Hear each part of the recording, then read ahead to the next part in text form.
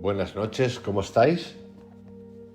Hoy tenemos un tema súper interesante que es la meditación, qué es la meditación y la mente en meditación. Y lo que voy a hacer hoy es contaros y revisar lo que es la meditación y la mente en meditación para Krishnamurti.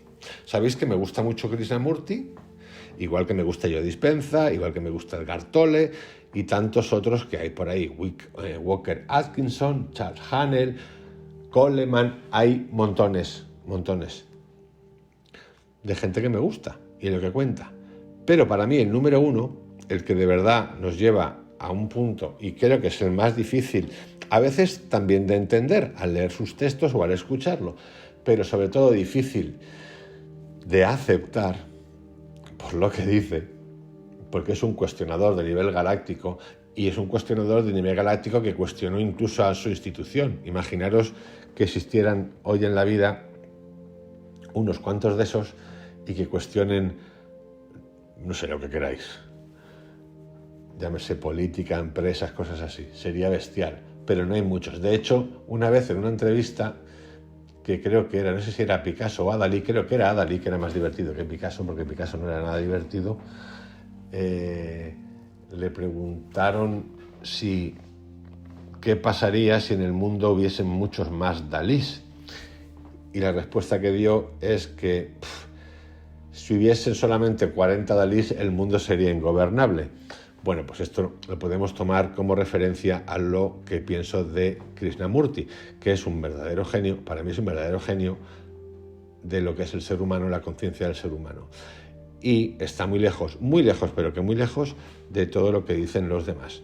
Aunque, como he dicho en el vídeo de antes, creo que Joe Dispenza, por decirlo de alguna manera, es el heredero del mensaje de Krishnamurti traducido a nuestro día a día. Hay diferencias bastantes. Entender bien lo que estoy diciendo. Y tampoco es el heredero como tal. Krishnamurti no quería discípulos, no quería conquistar a la gente. Pero pienso que es el que más se acerca a ese mensaje de Krishnamurti desde un lugar pues más fácil de entender y más fácil de aplicar.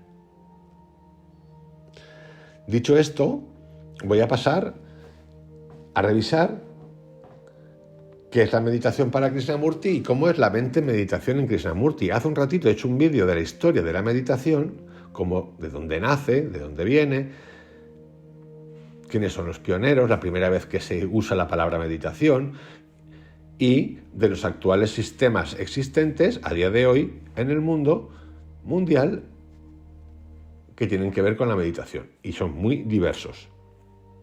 Y ahora creo que es importante entender qué es la meditación para Krishnamurti y la mente en meditación de Krishnamurti. Amarraros porque vienen curvas, os aviso ya. Todo lo que va a decir, pues igual es la primera vez que lo escucháis y os aseguro que es muy divertido. Dice así, ¿qué es la meditación? La meditación es pensar sobre, reflexionar sobre, investigar y trascender, entender, sin buscar resultado final. Ya tenemos la primera. Pensar sobre, reflexionar sin buscar resultado final, sin buscar mérito. ¿Os acordáis que en este vídeo que he hecho hoy también, acerca de los beneficios de la meditación, 18 justificaciones científicas acerca de la meditación, en el que hablaba la directora del Centro de la Compasión de Stanford, ella decía, entre una de las cosas, que se había demostrado que la meditación era buenísima en la medicina para curar, sentirse mejor, bienestar, aplacar el estrés, pero para tener éxito en la vida y en las empresas. Pues ya tenemos que comparar eso de Stanford con lo que dice Krishnamurti, sin buscar resultado final. Tiene dos cimientos, la conducta correcta y liberarse del miedo. Aquí hay mucho y parecido al budismo, que os acordáis que en la historia de la meditación decía que tiene 5 ramas y una de ellas es la de la conducta correcta, que ellos llaman llamas y ni llamas, lo correcto y lo incorrecto, y liberarse del miedo. Conducta correcta con uno mismo, entenderse, mirarse, aceptarse, observar nuestra dualidad. Y liberarse del miedo es liberarse del pasado y del futuro, liberarse de la autoridad. Lo explica súper claro. Para meditar necesitamos una conducta correcta. ¿Con quién? Con nosotros, sobre todo con nosotros. Mirarnos, entendernos, observarnos. Y liberarnos del miedo, ¿qué significa? Pues no pensar con el pasado llevándolo al futuro. Y no tener autoridad, ni la de fuera, ni la autoritaria nuestra. La meditación no es un acto aislado de la vida diaria, algo que hagamos en 20 minutos. No, la meditación es inclusiva y afecta al día entero. Es un continuo. Y aquí me viene a la memoria iba a decir experimento, esta investigación que hicieron con unos monjes budistas, también de nuevo en alguna universidad norteamericana, que no recuerdo cuál es, en la cual le midieron las ondas cerebrales, en qué estado estaban cuando estaban meditando. Luego les dijeron que se fueran a la ciudad, al centro de la ciudad, a exponerse a lo que es el ruido. Cuando volvieron no los dejaron meditar, o sea, no les dejaron, el plan era ese, no es que los dejaron, les forzaron a no, el plan era ese. Y les volvieron a medir las ondas cerebrales y sus ondas estaban en el mismo lugar que estaban, implacables. A esto se refiere Krishnamurti. La meditación es inclusiva y afecta al día entero, es un continuo. Explicar el cómo meditar, la postura, las posturas, dónde mirar, cómo respirar, dónde concentrar, no tiene mucho sentido. Cada sistema arrogándose la verdad o lo correcto, la autoridad. Todo es mucho más sencillo y libre. Si se empieza libre, se acaba libre y se sigue libre. Creo que no tengo muchas cosas que decir aquí. Ya lo he repetido algunas veces, incluso en la historia de la meditación que he contado estos días. Cada sistema nace de un lugar. Bueno, imaginaros, en el mismo sistema budista hay ramificaciones y cada una tiene sus teorías, sus ejercicios, con algunas cosas en común, pero con otras no en común. Pues ahí lo tenéis.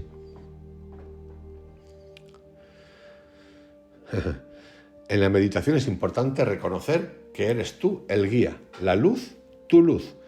Si sigues a otro, será la guía de otro. Conocer los sistemas, variantes, formas, libros, manuales, está bien, sirve de ayuda al entender el porqué del principio de autoridad ha de desaparecer. Aquí os doy una bibliografía amplia. Bueno, esto es otra cosa. En asuntos materiales es constante la autoridad. La pregunta es ¿cómo permitir que en la búsqueda espiritual o del conocimiento interior seamos capaces de aceptarla? La respuesta es que no. El mediador no ha de existir. El mediador no ha de existir. El significado de autoridad es el de aquel que origina, uno que crea, y resulta ser que los demás le siguen. La meditación, su concepto, ha de estar libre de autoridad, libre de comparación, pero no solo de la autoridad de otros, sino de nuestra propia autoridad. A ver si vamos a pensar o a pasar a convertirnos nosotros, al meditar, en otros pequeños tiranos de la verdad. Y lo que tiene que ser, producto de nuestras propias experiencias, prejuicios y conocimientos. El mantra del tipo yo entiendo, comprendo, por lo tanto, tengo razón, no tiene cabida en la meditación. En la meditación no hay progreso, nadie animándote, estamos solos. Es cierto que iremos saltando, buscando, cotejando y comparando al principio. Eso ha de cesar antes o después. Como veis, lo que cuenta Krishnamurti acerca de qué es la meditación es que no tiene nada que ver con nadie. Con nadie. A mí me gusta mucho Krishnamurti. Mucho. Este ejercicio, el meditar, puede resultar a veces exigente. El observar, pues observamos a través del pasado hábitos pasados que hemos adquirido a través de la educación, experiencias o conocimiento. Esto lo cuenta también, así de claro, Joe Dispenza. Y es a través de estos cómo en soledad tratamos de observar, digamos que buscando asentir o confirmar. Pero eso no nos sirve, porque estamos observando a través de antecedentes del pasado, y es aquí donde para recrear la libertad del observar hemos de deshacer la autoridad de los hábitos del pasado. Krishnamurti lo que tiene es que nos dice que eso tenemos que hacerlo solos y no nos da pautas de ningún tipo, solo, preguntando. Y está genial, pero la tarea te os digo que es durita. Es durita. Y lo que tiene Joe Dispenza, que a mí me gusta, es que nos dice, o él nos inventa, él ha creado un sistema en el que nos ayuda a hacer eso, y me parece literalmente fantástico. Que me gusta muchísimo. Otra cosa es que a vosotros os vaya o no, pero eso es lo que yo encuentro en Joe Dispenza, que ha creado un sistema para ayudarnos a esto, cosa que Krishnamurti nos dice que esto lo hagamos solos. Y os aseguro que es más complicado. Krishnamurti ayuda mucho. Pero Joe Dispenza no solo ayuda, sino que facilita. También es cierto que no es que tengamos que aceptar a Joe Dispenza porque sí, y no cuestionar los ejercicios o preguntarlos, pero los explica tan bien, los razona tan bien, nos lleva al origen de y el cómo tan bien, que yo no veo nada extraño, ni raro, ni evangelizador, ni propagandístico. No lo veo, porque lo explica súper bien. El origen, cómo nace un pensamiento, cómo se guarda, cómo se procesa, cómo van las hormonas, cómo funciona, cómo se genera una emoción, un sentimiento, qué ocurre en nuestra cabeza. Lo explica súper bien, no nos está contando ninguna charanga. Por eso lo acepto, por eso lo integro. Y por eso digo que creo que es el heredero de Krishnamurti. El trabajo de Krishnamurti es individual. Heavy. Importante. Poca gente os hablará de esto así de claro, efectivamente, dado los intereses personales, efectivamente, en crear organizaciones, grupos que se arrogan la autoridad y la interpretación para liderar. Y esto es cierto, si es que no hay nada, yo no tengo nada que decir a eso, es que es cierto. Es cierto. Si lo importante de todo esto, incluida la meditación, es el ser sincero. Claro, al ser sincero no tenemos dualidad. Estoy haciendo esto por esto. El problema es cuando nos quieren contar una cosa y la intención es otra que está escondida y la tapan constantemente para que no nos demos cuenta. Y esto lo hace, por ejemplo, la publicidad, las relaciones públicas, el PR en la política, en la economía, en todo. En las religiones, en todo. Y es hora de que estemos despiertos. ¿Para qué? Para poder actuar, pensar y elegir. Para poder elegir sobre todo. Para poder ser dueños de nosotros mismos. ¿A través de qué? De la meditación, por ejemplo. Poca gente os hablará así de claro, dado los intereses personales en crear organizaciones, grupos que se arrogan la autoridad y la interpretación para liderar. Mirar el vídeo de hoy, de la historia de la meditación y los diferentes tipos que hay. Y hay un ejemplo que da Anthony de Melo, del creador del fuego, de cómo inventa el fuego, ayuda a su comunidad, se va con las herramientas de hacer fuego a visitar otras comunidades que no lo conocen, otra comunidad llega, lo acepta, se queda fascinada, pero los que están liderando la comunidad, quien sea, políticos, religiosos, es una metáfora. Se dan cuenta de que cada vez tiene más atención de la gente y más poder. ¿Y qué hacen? Lo envenenan. ¿Por qué? Porque les molesta. Pero no solamente lo envenenan, como se dan cuenta que la gente se ha dado cuenta y que ha desaparecido misteriosamente, una vez ya muerto, cogen todas sus herramientas de hacer el fuego, le hacen un museo, le hacen una estructura, lo adoran, lo veneran, enseñan a la gente, al pueblo, las herramientas para hacer el fuego, luego las exponen para que la gente los vaya viendo y con el tiempo la gente se va olvidando del fuego y del elemento que inventó el fuego. Y no solo eso, sino que ya nunca jamás vuelve a haber fuego. Pues eso es lo mismo que con la mente. Es un ejemplo de Anthony de Melo que es buenísimo. Es paradigmático observar cómo cada sistema de meditación convierte sus reglas y normas en las únicas verdaderas exclusivas, como si el mundo del interior, de la espiritualidad, hubiera de cumplir las mismas reglas de poder que el reino animal, de la política y la economía.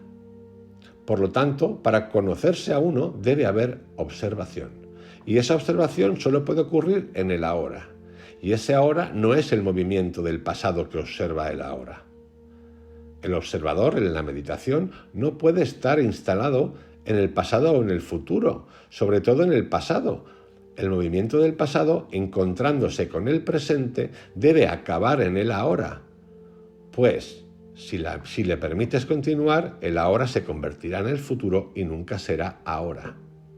Y no solo eso, sino que estaremos proyectando el futuro con los prejuicios del pasado. O sea, estaremos generando las mismas circunstancias catastróficas, tristes, miserables, envidiosas, celosas, reactivas, lo que queráis, porque estamos hablando de las cosas, entre comillas, malas que nos molestan, o que nos crean una mala vibración.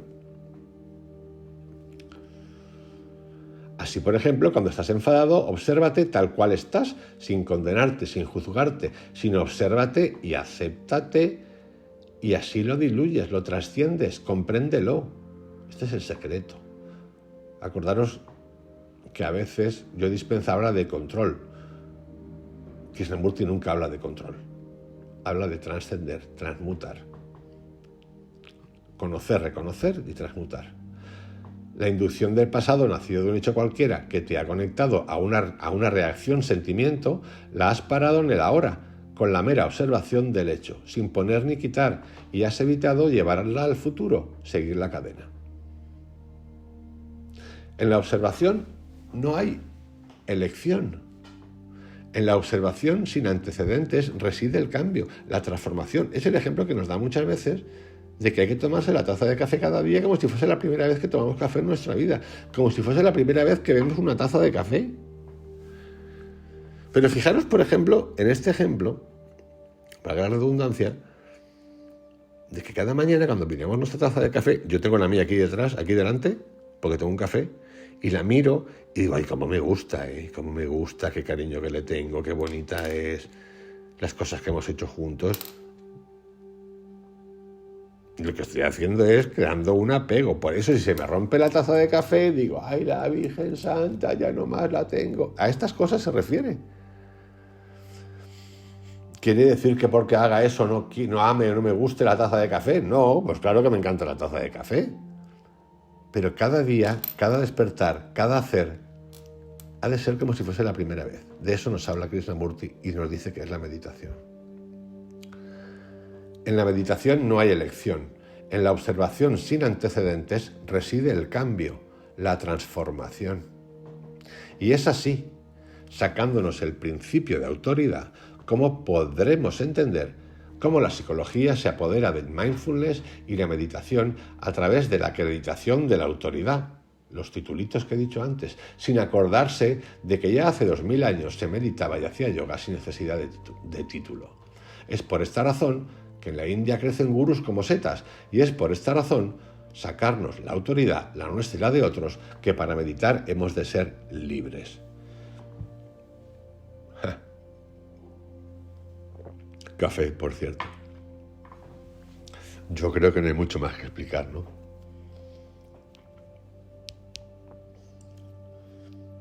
Es complicado que se haga muy famoso Krishnamurti.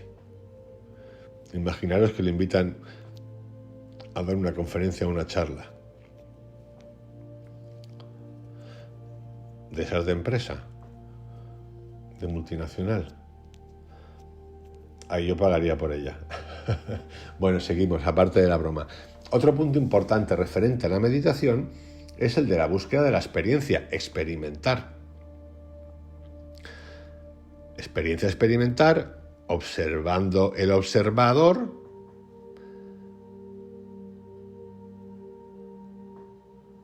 actor, espectador. La palabra experiencia, la búsqueda de la experiencia está hablando, la palabra experiencia significa atravesar, pasar y terminar. La palabra experiencia significa atravesar, pasar y terminar. No significa recordar. El recuerdo de la experiencia, lo experimentado, si se convierte en memoria recuerdo, distorsiona la observación. Por eso os recomiendo tantas veces, cuando hablamos de palabras que creemos que sabemos lo que significan y que nos resultan familiares, que nos preguntemos y vayamos al diccionario etimológico a buscar su significado.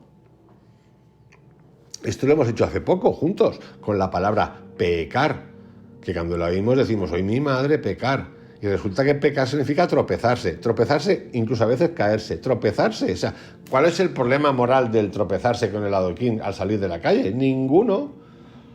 Solo que las instituciones religiosas y otras más se han apoderado de esa palabra y le han puesto esa dosis de carga mortal.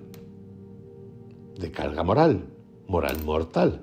Entonces cuando dices, has pecado, ahí mi madre, es una cosa interior que has hecho y sin embargo significa tropezar. Y si cambiamos la palabra pecado por tropezar, pecar por tropezar, las cosas cambian mucho. Y no quiere decir que con esto no tengamos conciencia de las cosas. No, sí que la tenemos y la tenemos mucho más, porque lo que estamos haciendo es no autocastigarnos, que es lo que hacemos con el pecar, entendido como pecado de las iglesias, que es muy distinto, amigos, que es muy distinto. Eso también lo dice Krishnamurti, y lo dice a través de la experiencia. La experiencia no significa recordar. El recuerdo de la experiencia, lo experimentado, si se convierte en memoria-recuerdo, distorsiona la observación, ya sea la experiencia propia, marcada por lo que dicen otros desde hace mucho tiempo, ya sea la experiencia de un hecho o acontecimiento que hayas experimentado y del que hayas salido beneficiado o no. La realidad es que existen muchas posibilidades acerca de esta experiencia. Toda experiencia viene condicionada por antecedentes. La experiencia religiosa, por lo que nos dicen que alguien dijo o escribió y que nosotros creemos como tal, o lo que hemos de hacer según un canon predeterminado. Pero eso no es meditar, eso es obedecer y no cuestionar. La frase, la experiencia me dice, no sirve. Y esto es importante que lo veamos. Porque incluso yo cuando hago lo que he hecho hoy, el vídeo este de la historia de la meditación, es gracioso. ¿Y por qué es gracioso? Es gracioso porque cuento de dónde nació, supuestamente, que no se sabe quién fueron los primeros, y damos por hecho que como hubo un primero que ya puso la palabra meditación en el texto este, ya nos lo creemos como tal. Por ejemplo, el libro del Bhagavad Gita, que todo el mundo habla y del que tengo hecho un vídeo, como qué maravilla, aquí está todo explicado, y yo os lo digo de verdad, no paraba de oír esto, hasta que me lo leí una vez y dije, ay madre, ¿esto qué es? 2 veces y dije, no, esto es peor de lo que pensaba. Y 3 y dije, no, confirmado. ¿Por qué hice eso? Para evitar, le voy a decir en plan cómico, que la gente me diga, la gente que sabe de esto, ¿no? No, es que primera, tú no estás preparado para entender el Gita, porque espiritualmente no estás desarrollado. Segunda, no entiendes el lenguaje metafórico del Gita. Bueno, entonces a la tercera dije, pues nada, como me lo he leído 3 veces ya, yo creo que ya pasan las 3 pruebas y como sigo pensando lo mismo, o incluso algo más, pues ya tengo opinión. Pero claro, luego me encontré, todo esto es para que entendáis y veáis qué hacemos. O sea, somos incapaces, o nos cuesta mucho a veces, darnos una opinión y decir, si es que yo lo que pienso sin que sea justificada por lo que dice alguien que está referenciado como bueno, que es lo que he hecho yo. Pero bueno, lo he hecho, pero os lo cuento. O sea, si lo tengo claro. Vale, también es verdad que hay un punto en el que hemos de cuestionarnos, que está bien el pequeño tirano, pero en este caso no había cuestión de ningún tipo. Cuando lo leí dije, perdón, esto es peligrosísimo porque esto puede llevar, entendido como yo lo he entendido, que es muy fácil de entenderlo así, y de hecho lo cuentan así, y los entes espirituales meditadores nos cuentan que esa es la magia potagia del mundo espiritual, y lo que yo veo ahí es un peligro atómico de lo que ha pasado en el mundo. Es la justificación del mal directamente, porque yo estoy convencido de lo que he hecho, de lo que pienso, y me da igual que sea mi familia, mis hermanos, mis amigos, mi barrio o otras personas. Eso es el Gita. Tuve que recurrir todavía al encuentro de dos superfilósofos que hablaban justo de esto. Entonces dije, mira, como este filósofo mira, pues piensa como yo, o yo pienso como él. Entonces me sentí bien. Pero tenemos que aprender a que no hace falta apoyarnos en nadie para tener una opinión, porque lo demás significa estar inseguros. ¿Qué es lo que dice aquí Krishnamurti? La experiencia religiosa, por lo que nos dicen que alguien dijo o escribió y que nosotros creemos como tal, o lo que hacemos, o lo que hemos de hacer según un canon predeterminado. Porque sí. ¿Por qué? Porque sí. Porque es antiguo. Vale, ok. Pero esto no es meditar. Eso es obedecer y no cuestionar. La frase, la experiencia me dice, no sirve. Es que yo leo mucho, lo explica muchas veces. Ya, pero tú entiendes lo que lees. No, pero es que yo leo mucho. Lo mismo. Nuestra relación con cada uno se basa, en nuestra propia imagen del otro. Y así sucesivamente.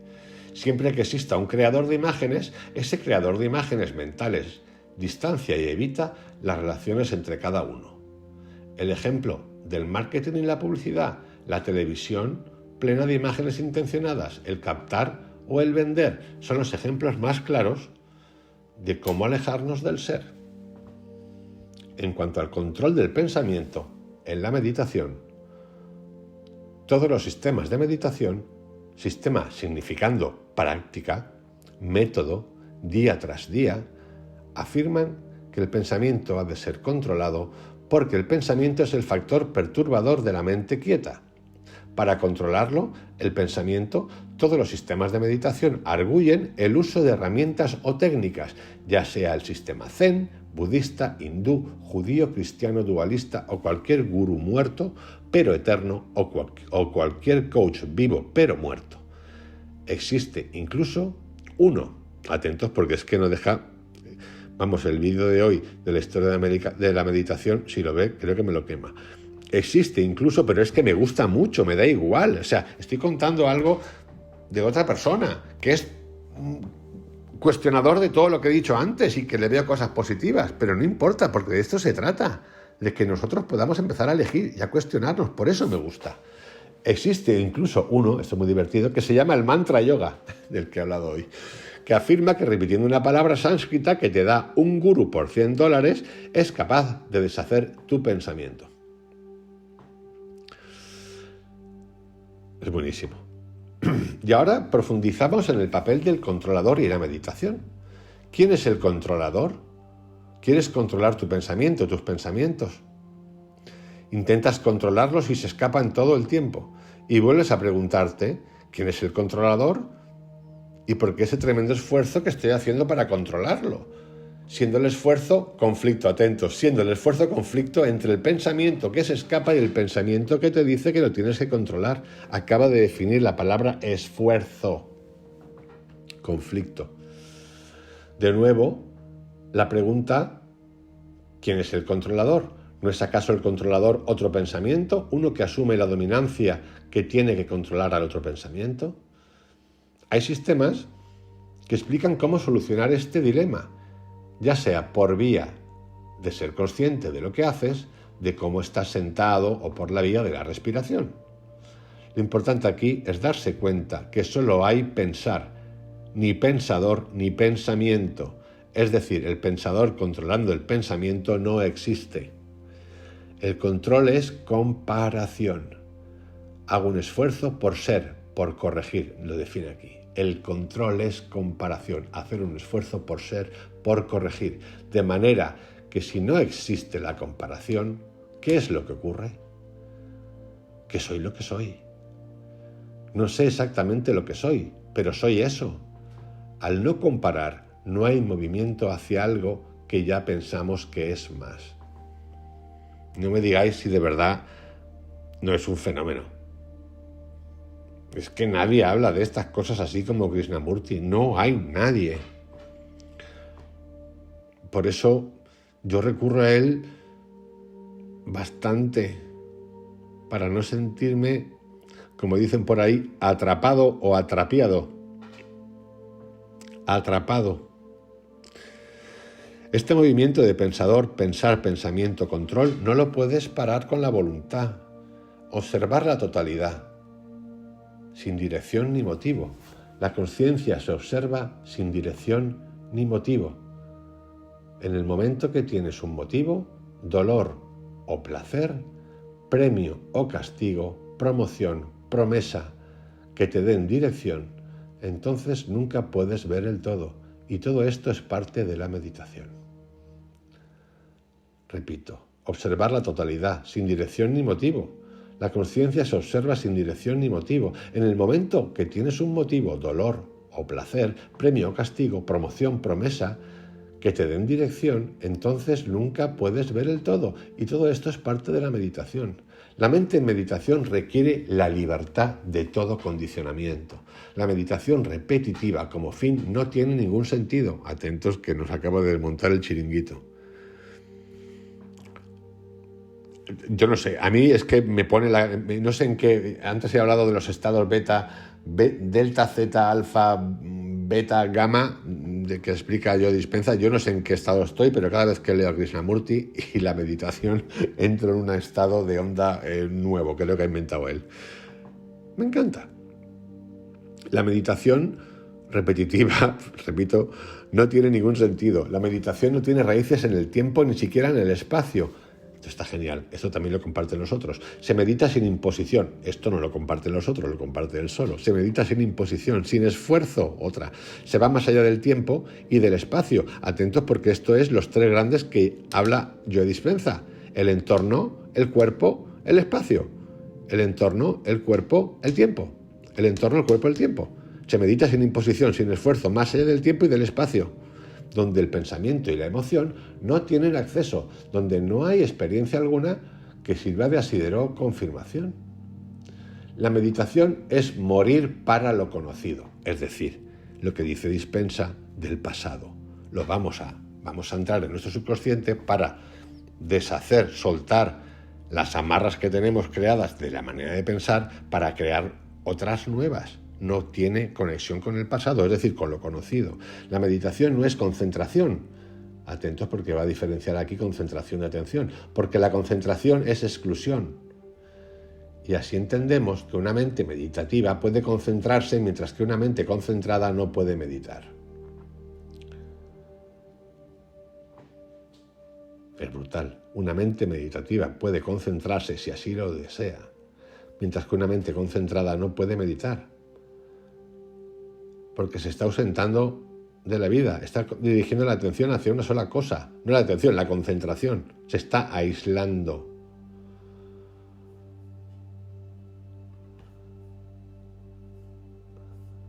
De hecho, tengo por aquí una palabrita muy graciosa, en realidad son dos, que tiene que ver sobre la especialización, que es de lo que está hablando, o el conocimiento general. Y entonces la palabra se llama polímatas.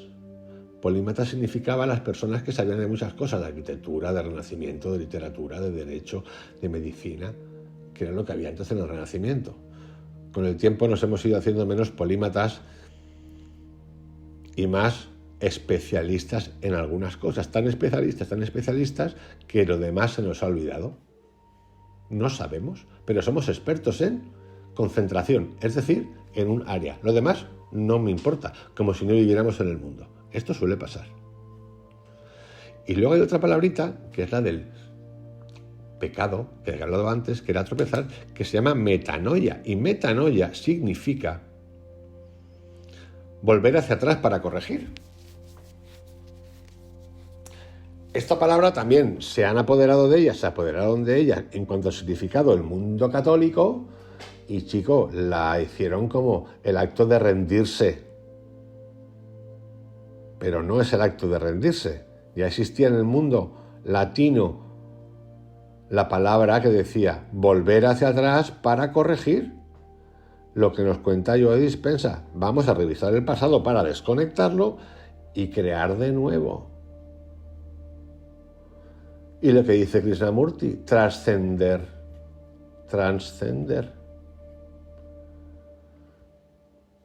Seguimos. La meditación es morir para lo conocido. Si bien ser observador, incluso separarse de uno como un doble es conveniente, la meditación destruye al observador y al experimentador. Es decir, nos tenemos que ir incluso más lejos. Para comenzar, puedes iniciar con el meditar, observar la lucha, el dolor y la dicha pasajera de tu vida diaria, planteándote incluso estableciendo un orden. Solo que si lo único que pretendes es crear orden, ese mismo orden generará su propia limitación y la mente volverá a ser prisionera. Aquí da un principio de intento de sistema y lo desmonta. Puedes comenzar, para iniciar, con el meditar, observando tu lucha interna, el dolor, la dicha pasajera que te mueve en tu día a día, planteándote incluso establecer un orden.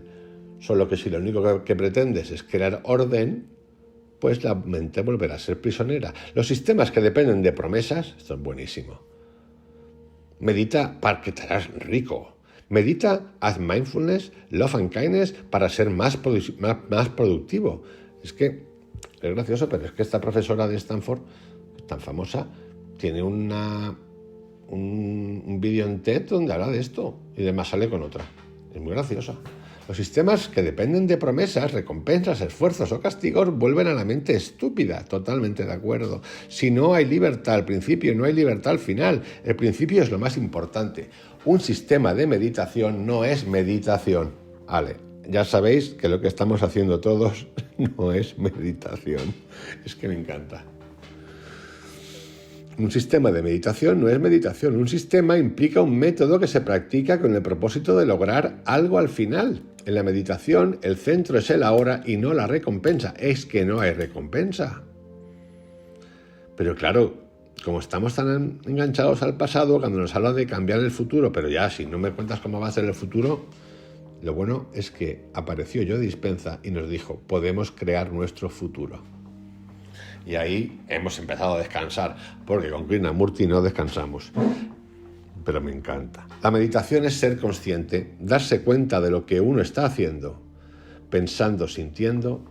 Meditar significa ser consciente del propio condicionamiento, del condicionamiento social, educativo, familiar, religioso, político, propagandístico. Meditar es ser consciente de todo eso sin desear ser nada, ni siquiera ser lo opuesto.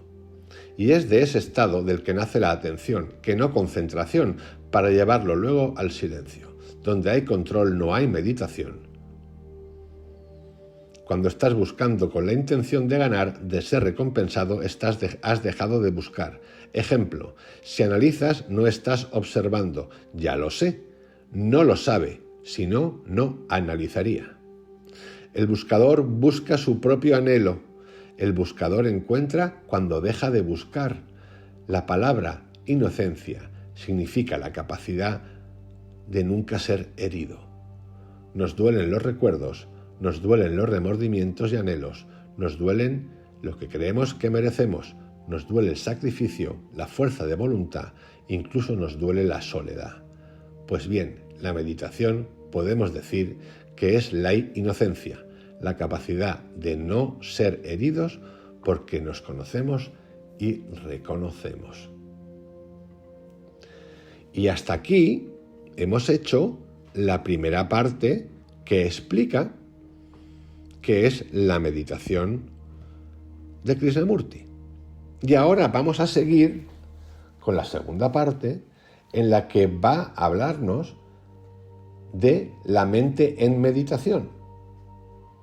Esto, digamos que ha sido como la teoría general, que por cierto se ha cargado todas las otras teorías del mundo y prácticas y sistemas filosóficos y meditativos, y ahora nos va a introducir un poquito más, que esta parte es interesantísima, porque ahí podremos encontrar, él no tiene sistema, pero aquí sí que tenemos aplicaciones. Así que hacemos un descansito y continuamos. Chao. Hola queridos, ¿cómo estáis? Seguimos con la segunda parte del libro La meditación y la mente en meditación de Krishnamurti explicado. Acabamos de finalizar la parte 1, donde Krishnamurti nos ha explicado qué es para él la meditación.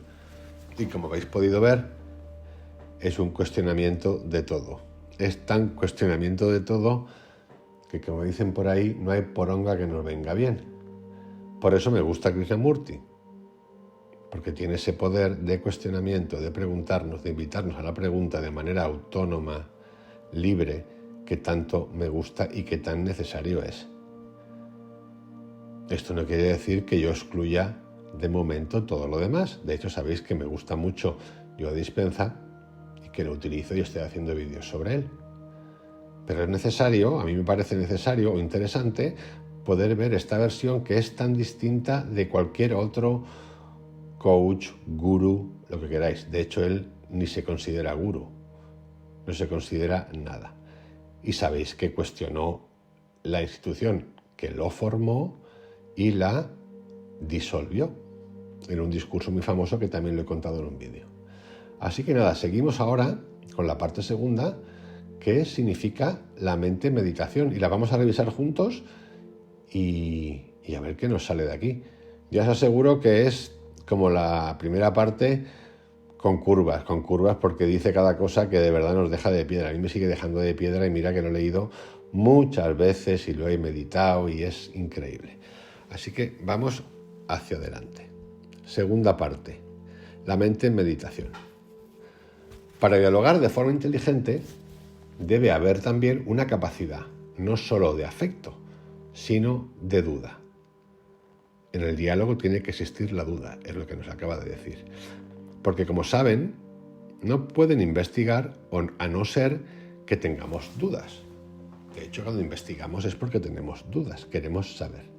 Investigar significa dudar, averiguar por uno mismo, ir descubriendo paso a paso. Y si hacemos esto, entonces no tenemos que seguir a nadie. No necesitan pedir que se les corrija o que se confirme su descubrimiento. No obstante, todo esto requiere de mucha inteligencia y sensibilidad. El ejemplo que he puesto en el capítulo anterior es el que os he contado de la lectura del Bhagavad Gita, que lo tuve que leer 3 veces, porque la primera cuando lo leí entendí lo que entendí, que lo entendí perfectamente, pero como había oído tantas veces que era el libro que explicaba todo tan bien y que marcaba el camino, pues me quedé sorprendido. Y lo tuve que leer y lo leí 3 veces.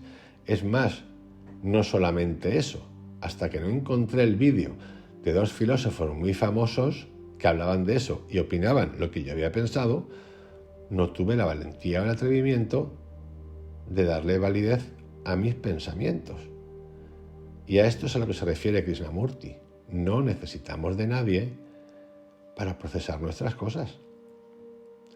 Si bien el punto importante es descubrir, después de descubrir hay que seguir.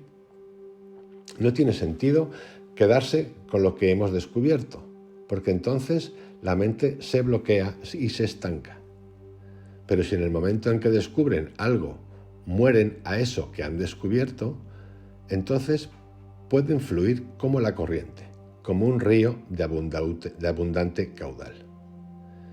¿Existe algo que sea inmutable, sagrado, absolutamente puro, no contaminado por ningún pensamiento ni por ninguna experiencia?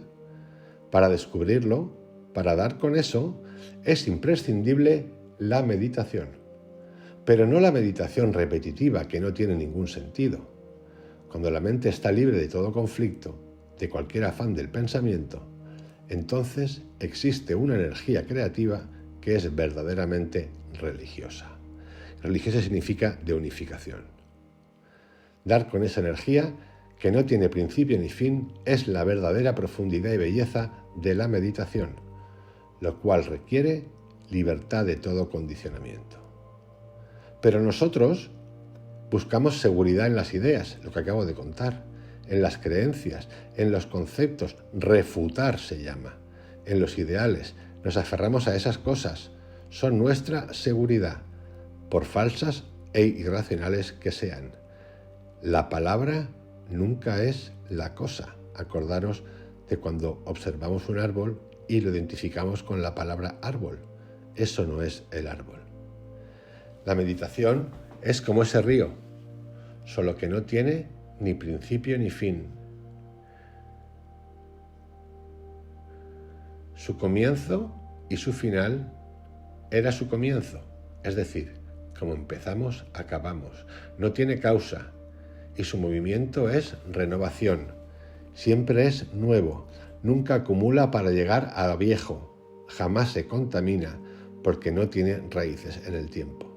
Es bueno meditar sin imponer, sin hacer ningún esfuerzo, empezar gota a gota para ir más allá del tiempo y del espacio, donde el pensamiento y el sentimiento no tienen acceso, donde no existe la experiencia.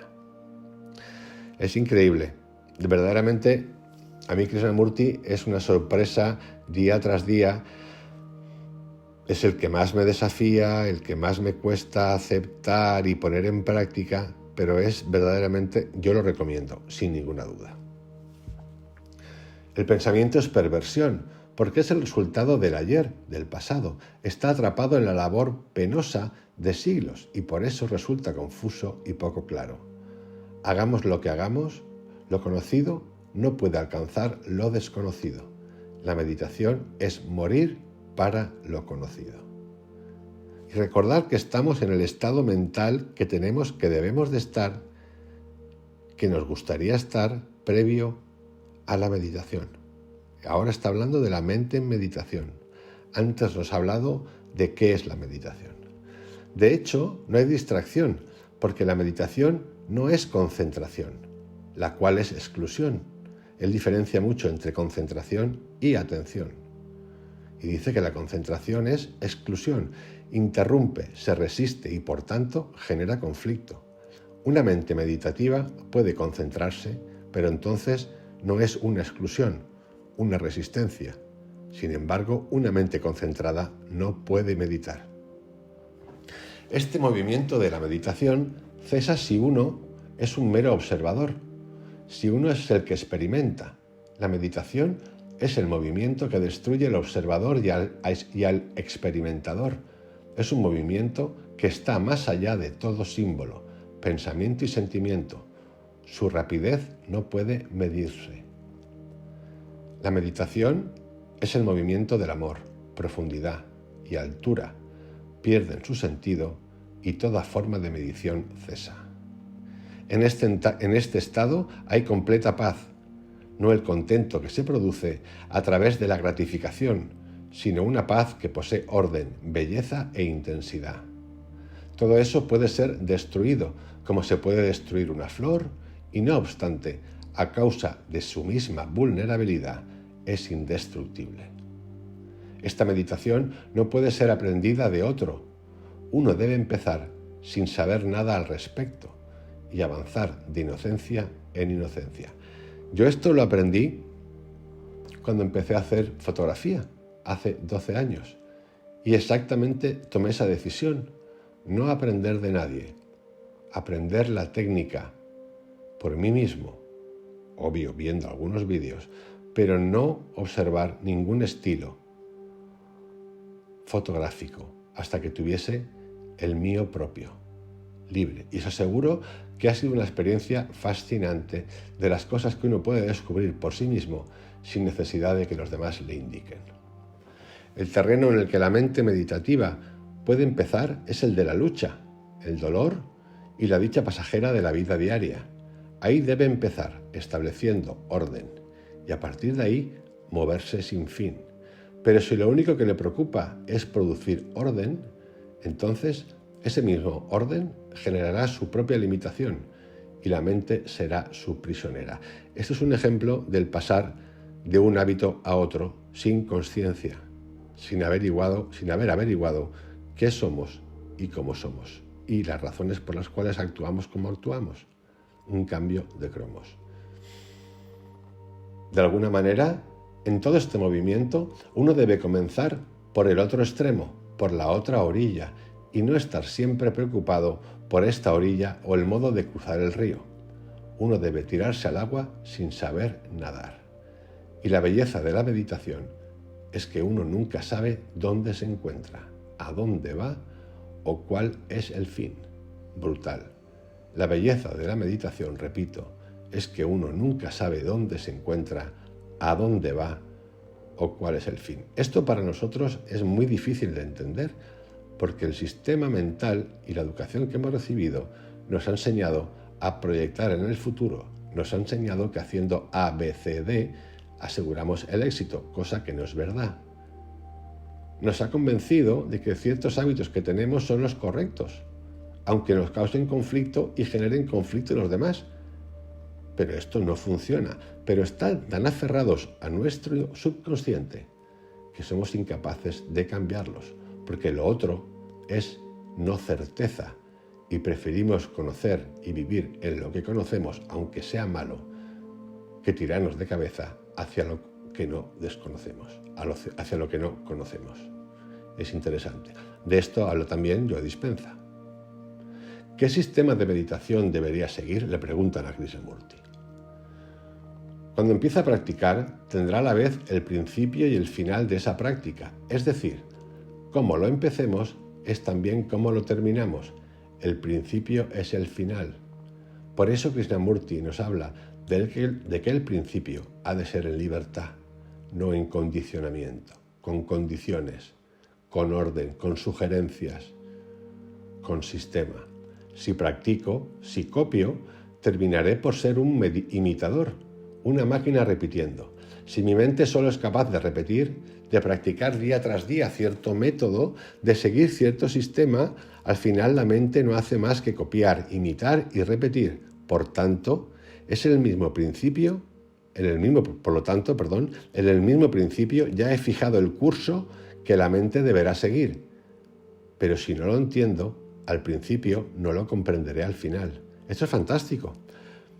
Yo aquí quiero hacer un matiz, porque Joe Dispenza, y yo también pienso, que en ese proceso de meditación, de pasar a revisar el pasado al presente, es necesario, y lo sigo pensando, porque lo otro es un ejercicio bestial de cuestionamiento que a veces nos cuesta, recurrir a libros, a personas, a cursos, para poder empezar a realizar la meditación.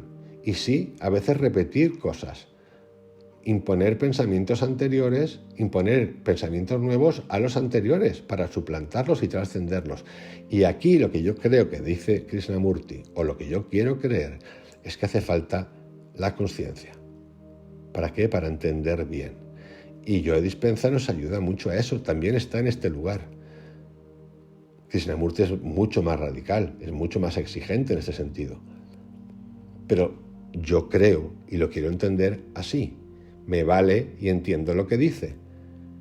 Pero en mi caso también me voy a apoyar en Joe Dispenza porque me ayuda a ese proceso que a veces es de repetición para llegar a una conciencia y llegar al punto que dice Krishnamurti. Los sistemas que dependen de promesas, de placer, de recompensas o castigos vuelven a la mente mecánica, estúpida y embotada. Si al principio no hay libertad, es evidente que tampoco habrá libertad al final.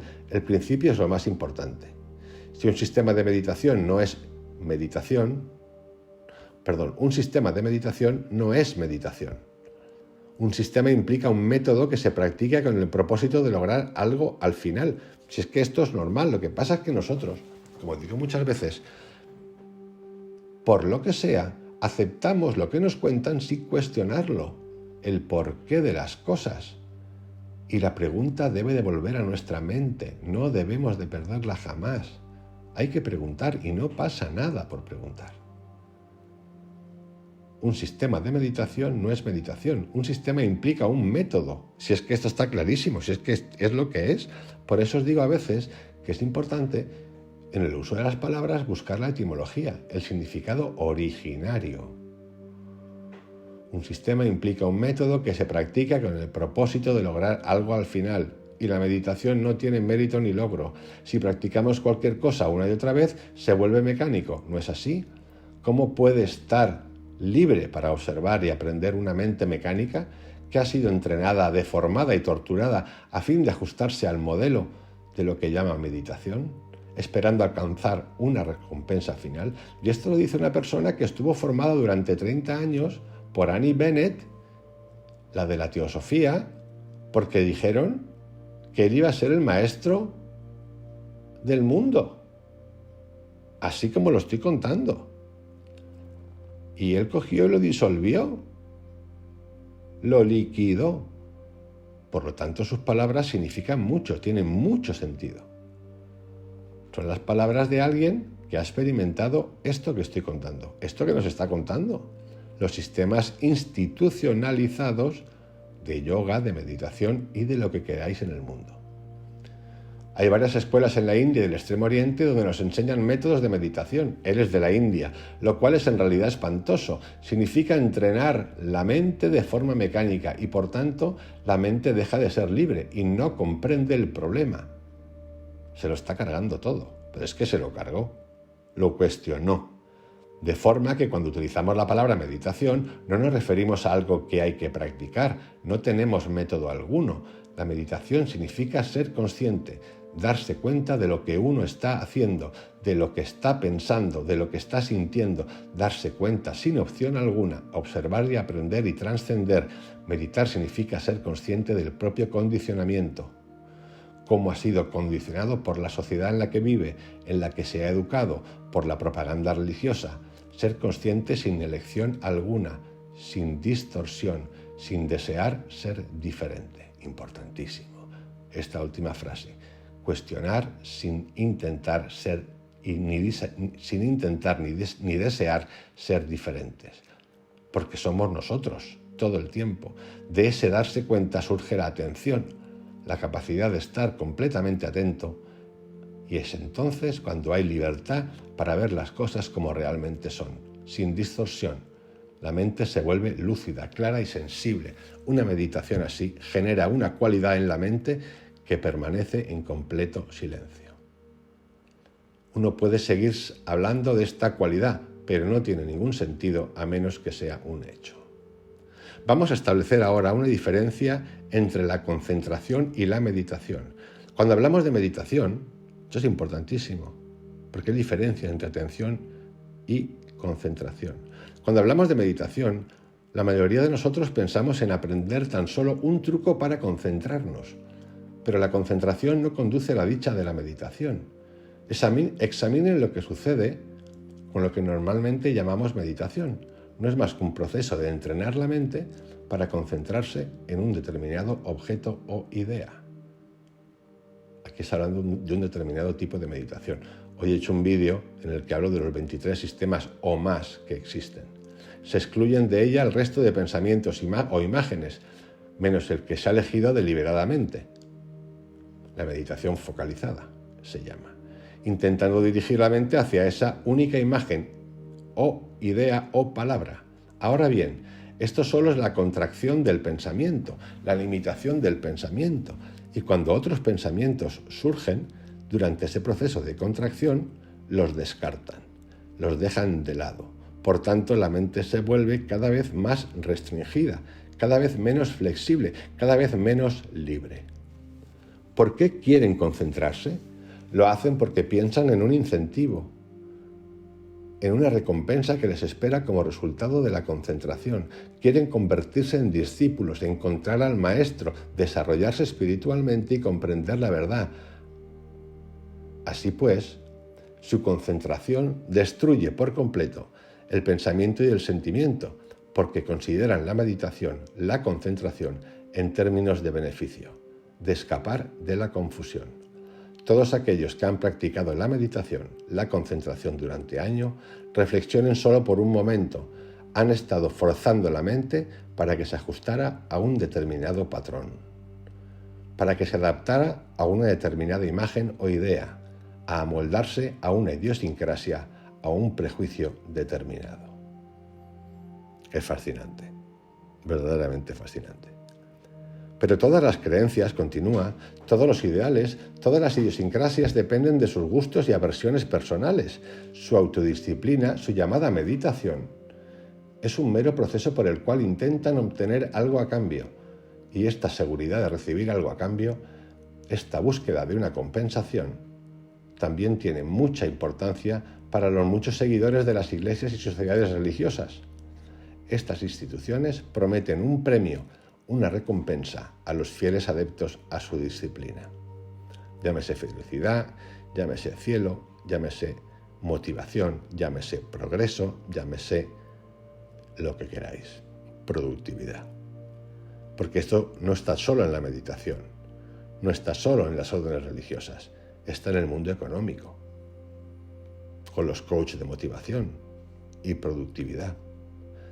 Donde hay control, no hay la meditación del corazón. Cuando están buscando con la intención de ganar, de ser recompensados, han dejado de buscar. El controlador es, sin duda, esa entidad que ha decidido practicar un método.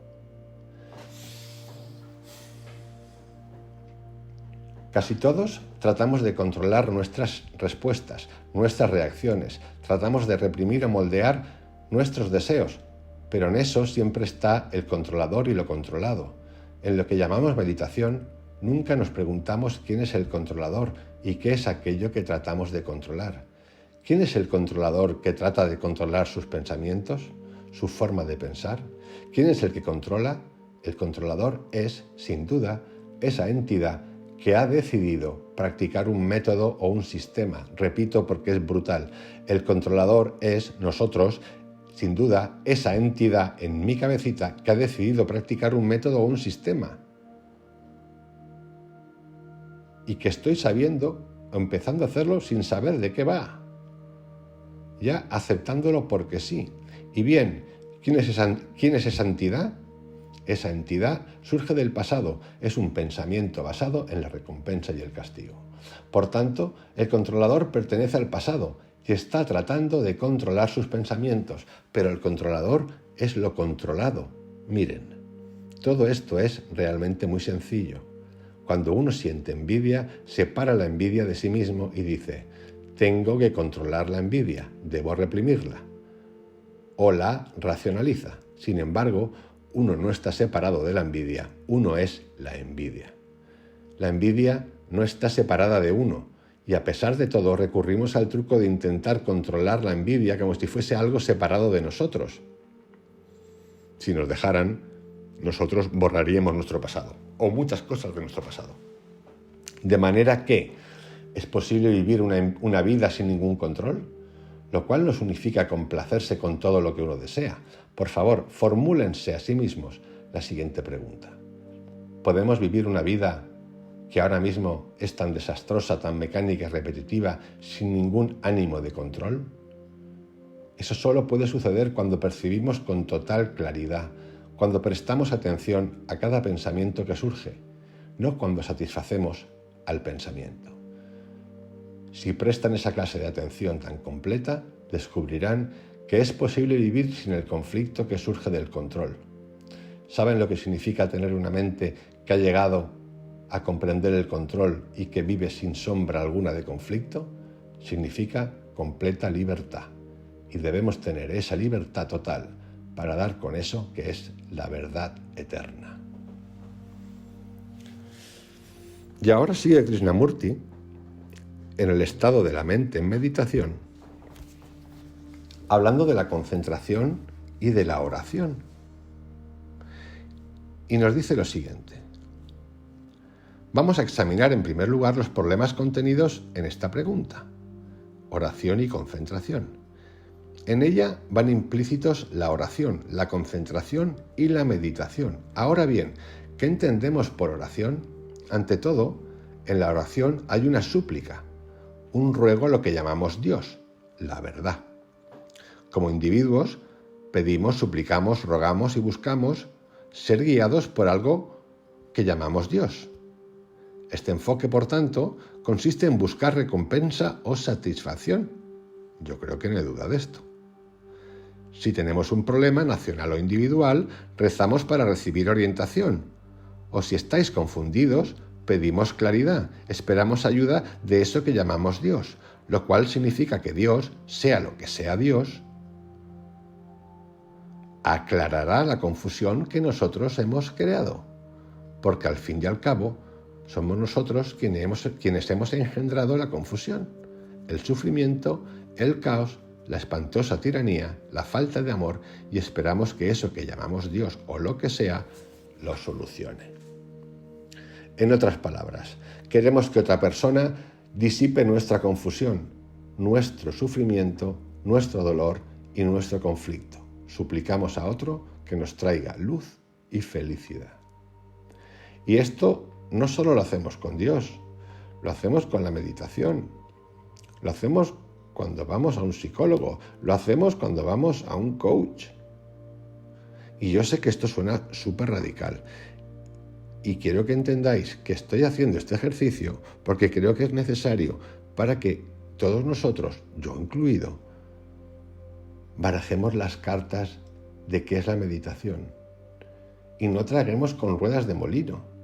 Los vídeos que estoy haciendo no son para inducir a nadie, son si acaso para ayudarnos a pensar y que cada uno de nosotros, incluido yo, elijamos qué es lo que queremos. Y si en el camino vamos a recurrir, yo recurro y he recurrido y recurriré a pedir ayuda, sin duda, y cuestionaré y no cuestionaré y haré, porque este camino es un camino que es larguito. No penséis, a lo mejor alguno llega súper rápido pasado mañana porque ha encontrado, puede ser, pero es un camino en el que no hay medallas, en el que es un trabajo, por llamarlo de alguna manera, cosa que no me gusta, trabajo, ejercicio, ni siquiera tiene que ser eso, como dice Krishnamurti, que va a durar siempre. Esto es lo que hace grande a Krishnamurti. Así pues, cuando oramos, cuando rogamos, cuando suplicamos por algo, generalmente lo obtenemos. Cuando se pide, se recibe, pero lo que se recibe no va a generar orden, porque lo recibido no aporta claridad ni comprensión, solo satisface, gratifica, pero no da origen a la comprensión. Porque cuando se pide, se recibe lo que uno mismo ha proyectado. Esto es la ley de la atracción explicada por Krishnamurti de forma velada. Repito, así pues, cuando oramos, cuando rogamos, cuando suplicamos por algo, generalmente lo recibimos. Pues sí, todo el tiempo, la ley de la atracción funciona todo el tiempo. Solo que pasa que lo que falta aquí es incorporar la conciencia para saber lo que estamos pidiendo. Cuando se pide, se recibe, pero lo que se recibe no va a generar orden, porque lo recibido no aporta claridad ni comprensión, solo satisface, gratifica, pero no da origen a la comprensión. Porque cuando se pide, y esta es la frase mortal, se recibe lo que uno mismo ha proyectado. Entonces, si proyectamos mal, recibimos mal. La ley de la atracción. Cuando la mente está en absoluta calma, cuando el deseo cesa, solo entonces la realidad se manifiesta. Una persona que exige, que ruega, que suplica, que anhela ser dirigida, encontrará lo que busca, pero eso no será la verdad. Lo que reciba será la respuesta de las capas inconscientes de su propia mente, que se proyectan en lo consciente. Y esa vocecita silenciosa que os guía no es la real, sino tan solo la respuesta del inconsciente. Y sigue. ¿Cómo tengo que meditar?, le preguntan. Y si observan, eso es lo que todos desean. Quieren experimentar algo por medio de un método. Pero en un método no solo está implícita la conformidad o la magnitud del logro, sino que un método implica un sistema o un cambio hacia un punto fijo. Aquello que está allí. Todo lo que deben hacer es practicar, lo cual es de lo más ilógico, irracional y sin sentido, porque si observan su vida no hay nada estable, nada permanente. Lo único que no cambia es el cambio. Puede que lo quieran, puede que deseen una relación permanente con su mujer, con sus hijos, con su vecino o con la sociedad, pero no pueden tener nada permanente. Incluso su cuenta bancaria no es permanente, incluso la economía no es permanente, ni la vida es permanente. Ninguna relación lo es. Todo cambia constantemente, todo está en movimiento. Al darse cuenta de esta inestabilidad, de forma consciente o inconsciente, queremos algo permanente, algo donde agarrarnos, y a eso lo llamamos verdad. Dios o lo que sea es como estar en un mar desconocido. Debe arreglárselas, no de acuerdo a lo que cree o lo que cree otra persona. Debe encontrar la salida por sí mismo, por nosotros mismos, pero cuando cuenta con un camino que conduce a la realidad, entonces interviene el tiempo. Para llegar de un lugar a otro necesitamos tiempo, varios días de viaje para cubrir una distancia, y en ese intervalo, desde aquí hasta allí, intervienen otros factores. Por eso dice, déjenme concentrarme, debo pensar en esa única cosa y rehusar el resto, someter todo lo demás a ese factor único. De modo que el proceso mecánico de cualquier sistema genera insensibilidad, represión, resistencia contra lo que uno realmente es, imponiéndose algo que cree debería ser, con lo cual hay conflicto y lucha. Quiere controlar, quiere reprimir, disciplinarse, forzarse a estar sentado en silencio, quiere respirar correctamente, quiere hacer todas esas cosas fantásticas con la esperanza de llegar al final a algo de lo cual no sabe absolutamente nada. De manera que un hombre o mujer sabio rechaza todos los sistemas, toda idea, todo concepto, porque no conducen a ninguna parte. El mismo investigar lo que es la meditación abre las puertas a la meditación. La cuestión no es cómo meditar, qué sistema seguir, sino qué es la meditación. El cómo solo puede producir lo que le ofrece el método, pero el mismo investigar sobre aquello que es la meditación abre la puerta a la meditación. El cómo solo puede producir lo que le produce el método, si es que el cómo está ya condicionado por el método. Esto es fantástico, pero es que esto es de lógica. El investigar no está fuera de la mente, sino dentro del movimiento de la mente misma. Al iniciar esa investigación, lo verdaderamente importante es comprender al buscador en sí mismo y no lo que él busca. Lo que él busca es la proyección de su propio anhelo, de sus propias compulsiones y deseos. Cuando se ve este hecho, toda búsqueda cesa, lo que de por sí tiene un enorme significado. Entonces la mente ya no intenta poseer algo que esté más allá de sí misma, no hay un movimiento externo con su reacción interna, sino que al finalizar toda búsqueda hay un movimiento de la mente que no es externo ni interno.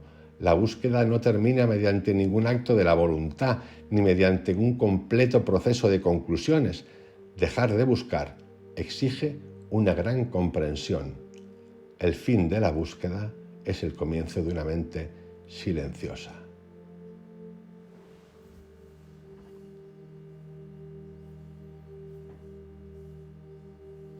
Como veis, Krishnamurti verdaderamente es algo increíble.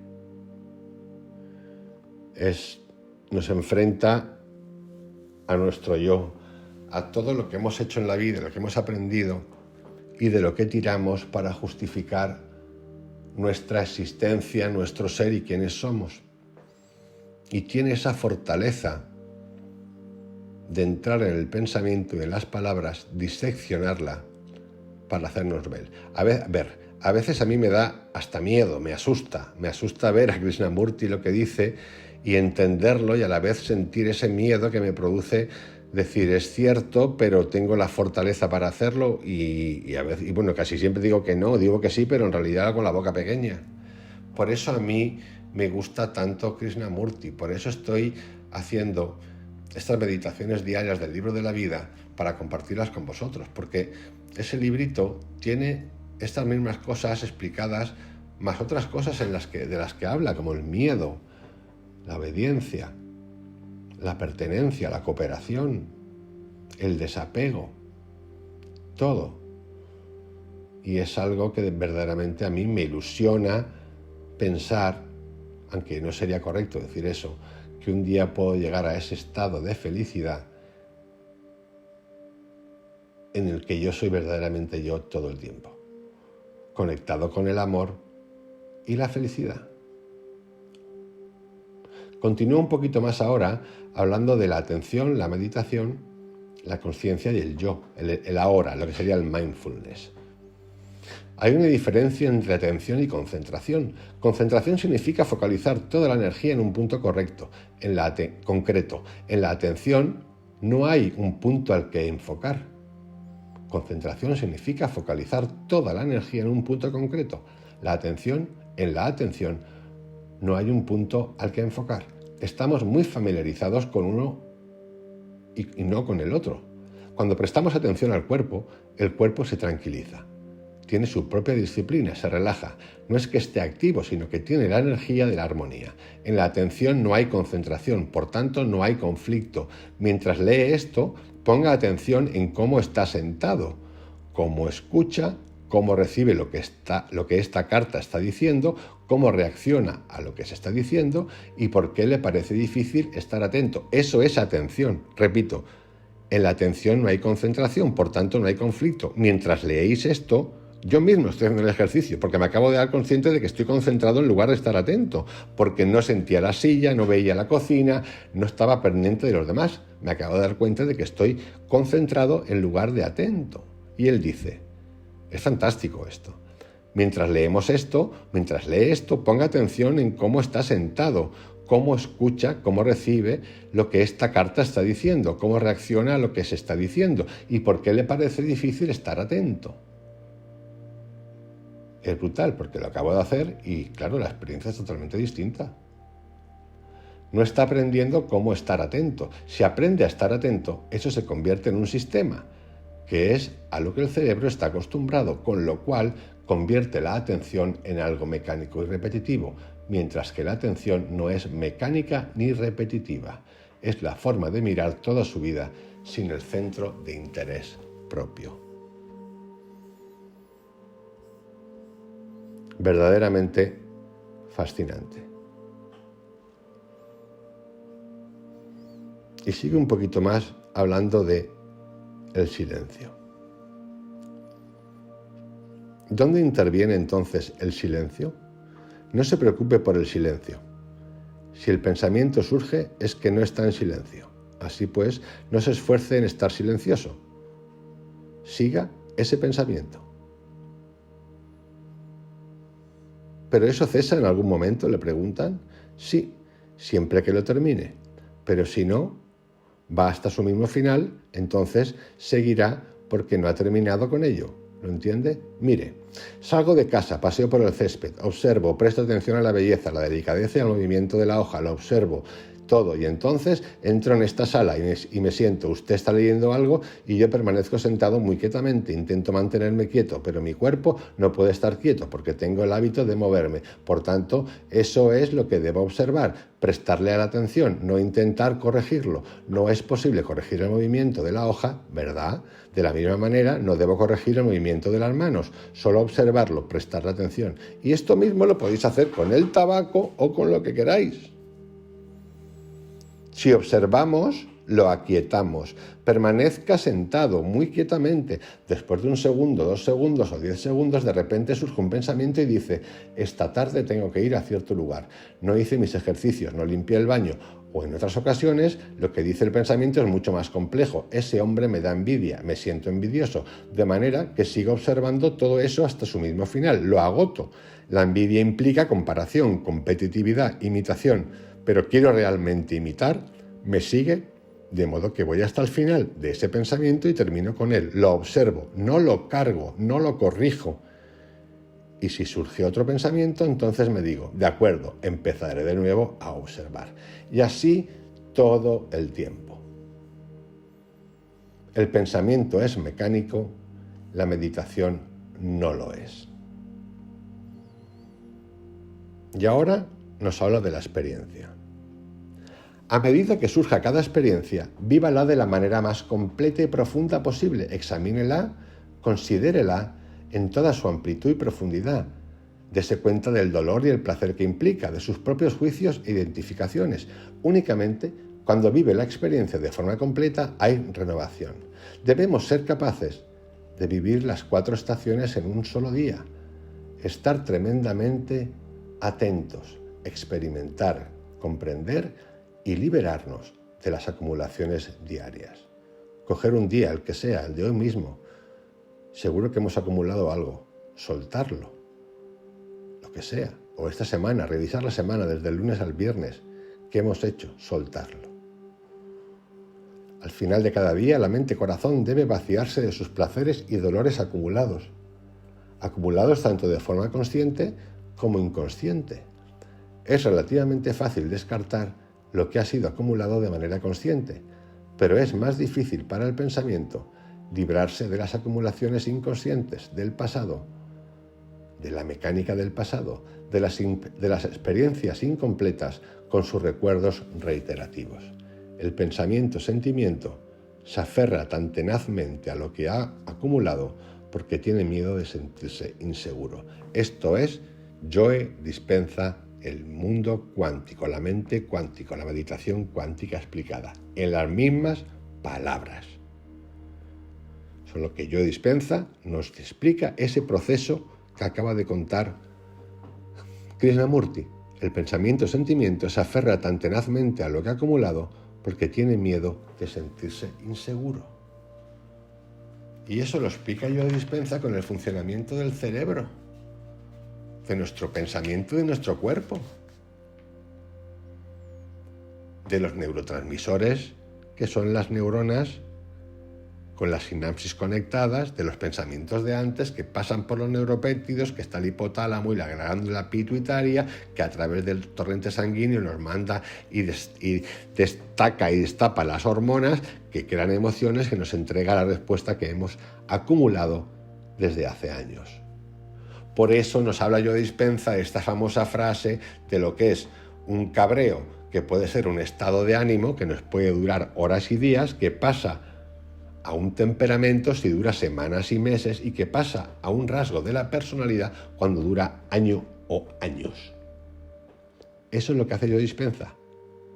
Coge esta frase, el pensamiento-sentimiento se aferra tan tenazmente a lo que ha acumulado porque tiene miedo de sentirse inseguro, y nos explica su biología y su funcionamiento. Por eso me gusta Joe Dispenza. Pero yo llegué a Joe Dispenza a través de Krishnamurti. Y los dos pasaron por el mismo proceso. Primero los cuestioné, los deseché, hasta me cabreé. Lo que he contado hace unos días. No, ¿de qué van estos? Estos procesos son normales, no tener miedo a sentir eso. Es normal. Hasta que encontréis o encontremos, según Krishnamurti, nuestro propio yo, que eso sería fantástico, y para los menos evolucionados, como yo, todavía estar con Joe Dispenza e incluso con Krishnamurti. Pero es un trabajo súper chulo, bonito, no tener miedo a esas cosas. Si os llega a la cabeza que os va a llegar, lo vivís, lo sentís, lo saltáis, volvéis otro día hasta que encontréis vuestro yo único. La meditación es renovación, es morir cada día al pasado, es una intensa y pasiva atención que elimina el deseo de continuidad, de llegar a ser. Mientras la mente-corazón se proteja de sí misma, habrá continuidad sin renovación. Tan solo cuando la mente deja de funcionar hay creación. Y así, queridos amigos, acabamos con este discurso, que es el libro La mente, que es el libro La meditación y la mente en meditación de Joe Dispenza, interpretado entre vosotros y yo. Yo agradezco que pongáis vuestros comentarios, lo que se os ocurra, si lo habéis leído, lo que habéis descubierto, porque se trata de esto. Mi idea es compartir estas cosas con vosotros, primero para ayudarme yo y encontrarme yo, y segundo para que vosotros, si queréis, las uséis, y si os sirven bien, y si no os sirven, también. No hay ningún otro fin. Me encanta Jiddu Krishnamurti, me fascina Joe Dispenza y creo que es una suerte poder contar con los textos de él en varios idiomas, en versión original, en español, en francés, en lo que queráis, porque es un camino a investigar, a seguir y a un despertar que no tiene fin. Os envío un abrazo fuerte y os dejo con esta especie de audiolibro, que no es un audiolibro, sino que es un libro interpretado y analizado para desvelar lo que nos cuenta Krishnamurti acerca de qué es la meditación para él y la mente en meditación. Os mando un abrazo, que tengáis un excelente día. Chao.